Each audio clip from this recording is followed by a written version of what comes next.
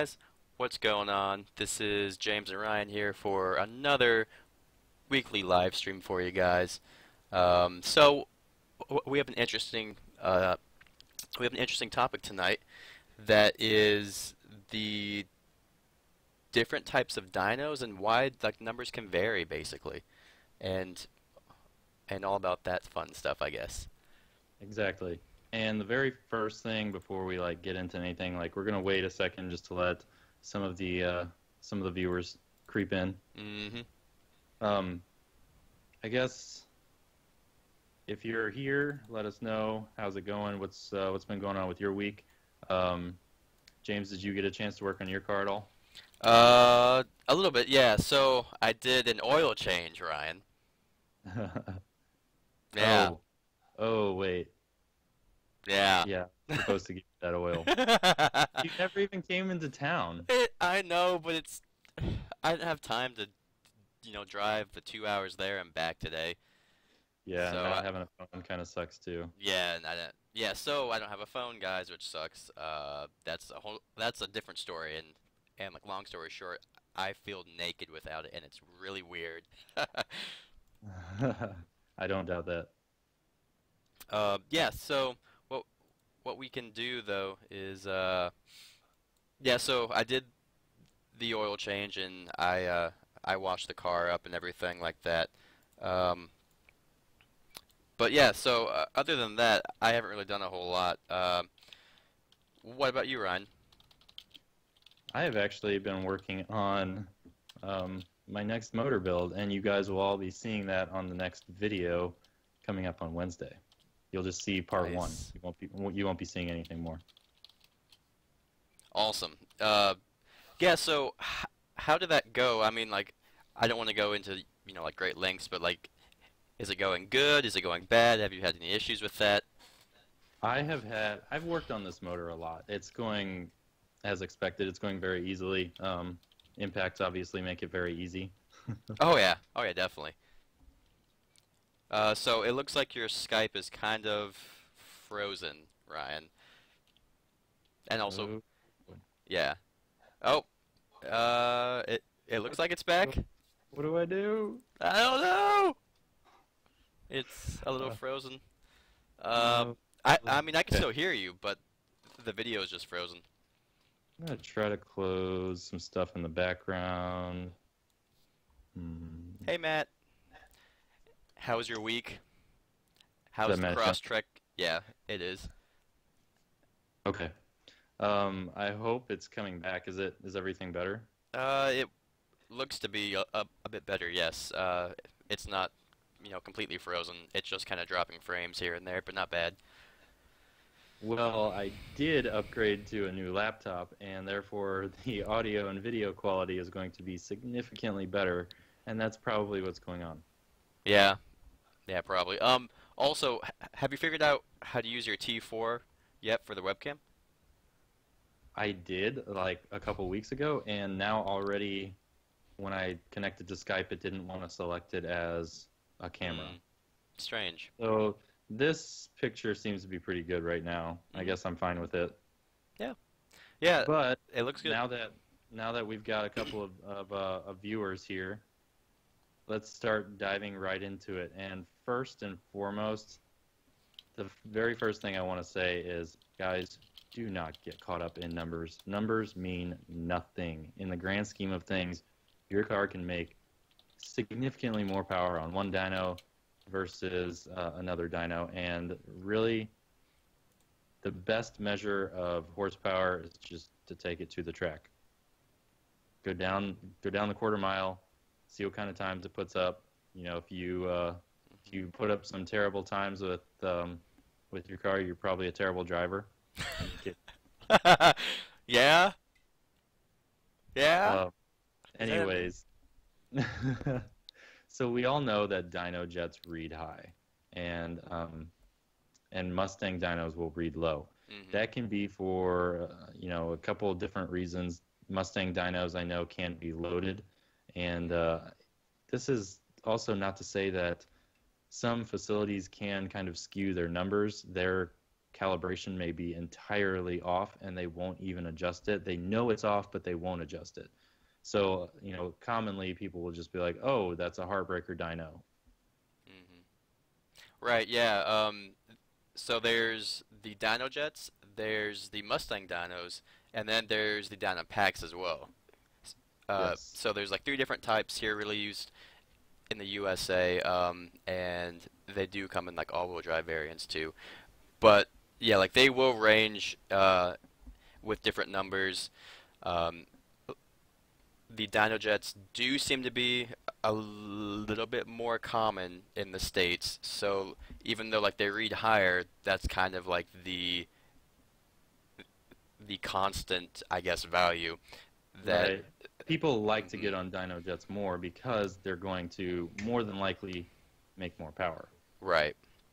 I know I have been on a dyno dynamics myself, and that was terrible. I knew guys that were making like 590 on other dynos, and then on this dyno dynamics they were making um, right around 500. So it was significant in terms of how much power they were losing, I guess. Is my Right. video is my video frozen again? Oh, It's kind of hit and miss. man, if it continues to do this, we're gonna have some problems. Maybe I need to bump down the video quality of my camera. Let's see if I can take care of that. Okay. While I'm taking care of that, some of the people in the live stream, why don't you guys chime in? Yeah, guys. So what has your experience with any dyno been? Um, what car was on it? What numbers did you make? Did you switch different dynos and like get different like results? Um, have you guys experienced that, I guess? Hmm. I personally haven't yet, but um, I really want I've to been on, soon. I've just been on two dynos myself. I've been on Dyno Jet at a shop here in Kansas City, and then I was also on that Dyno Dynamics. Gotcha. And now where was that at? The Dyno Dynamics was in this weird shed-looking barn thing in northern St. Louis, I believe. It was a weird place. Sketchy? A little bit? Not really. I mean, it. No, I wouldn't say so. It was kind of like actually in the middle of a very populated area. Gotcha, gotcha. So I don't know actually how to change. I don't know how to change the what am I trying to say? The resolution of this camera. Hmm. Is it like the internet maybe? Just kind of acting up there? Yeah, and I don't have any of my devices connected to the internet. I've got my phone on, Hmm. on LTE. My tablet is not connected, so it's Right. just this it's just my computer that's connected. That's kind of frustrating. I hope more of these frames don't get lost. Then, are you having any lost drop or frame drops there Nope. on your end? No, like OBS is doing good. Yeah, like we haven't dropped any frames on the stream, so that's good at least. But Well, that's just great. sorry, Ryan. Sorry, man. I'll do my best to only talk when I can see that I'm actually up. Oh no, it's okay. It's okay, no worries. So anyways, I guess like back like to like the discussion. Um, so from what I've read, like Mustang dynos can be approximately 12% like lower than the dyno jets, um, uh, uh, and and like you said, Ryan, like that is is like partially like due to the load that you can have on those dynos, um, which will obviously like lower the numbers from an unloaded dyno, if that makes sense. Exactly. And I will say that I feel like in our area, I would say we see a majority. You know what? I don't know. I want to say one or the other, but some shops like to load their dynos, Mhm. um, or they like to have the dynos that are loaded. That way they can mimic real world experiences. Right.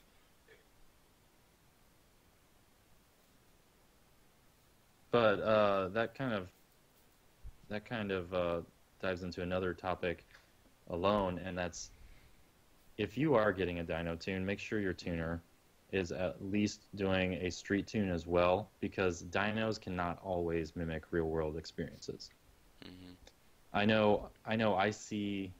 would see 26 to 27 psi on the street, and then on the dyno that I got my Subaru dynoed at, it would only see 23 pounds. So, Wow. therefore, again, there's a huge difference. And Hmm. this was a dyno jet, obviously, but that's just a really good example of how the dynos can be loaded differently. Of how load is, yeah. Um, I know with like the turbo applications too, like that's also, based off of load a little bit, right? Like the engine load. Yeah, So if you are on a dyno that doesn't have load, I guess, then would you not like utilize as much horsepower out of the turbo as you can? correct. That's about right. Hmm.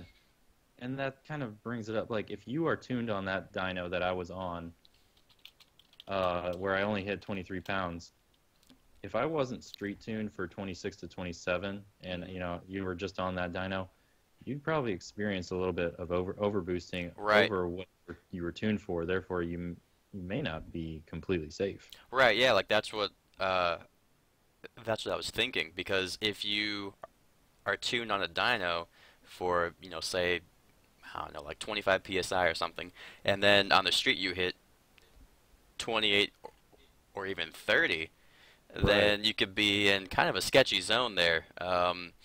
Yeah, and And especially like on our models mm, have map sensors that will, I believe they only go up to 28 pounds. So you may not right, even read, or it might just be pegged. right, yeah, yeah. So you definitely, you should definitely try to be safe with them for sure. Like you don't want to end up with a blown motor because of overboosting or whatnot. Exactly. Um, is it still lagging a little bit more? It's it's hit and miss. All right, I'm gonna try one more thing, and then I'm gonna be just about done with it. Sounds good. Um, so I I've hardly ever seen any like dyno packs. I've only seen just like I'd say like one or two videos of them, and it's a really interesting concept. Um, you have to remove the wheels basically, and it just bolts right up there to the hub, and it spins, which is really interesting. That's yeah, it's just interesting to me because you would think that um, y- you'd have to have the wheels on, but that's a clever solution to it, I guess. I kind of like those dynos occasionally. If you're hosting a big meet and you want a lot of people to come, have a dyno event. Hmm. People will come from all over the place. Make it affordable, by the way. Uh, Also, you can transfer those dynos super easily. Right, yeah, They're right, yeah, You because can they're load them small. to a trailer. Yeah, they're very mobile, and therefore it's a lot more cost effective to have those at events. Right, yeah, it's it's very, very, like portable, which is a good thing. Let's see, you can also have a load on those too, apparently. I'm actually reading up on them a little bit here. It looks like you can have a load on them, which is cool. They will read higher apparently than a dyno jet by 8 to 10% approximately. Um, yeah, that's really interesting.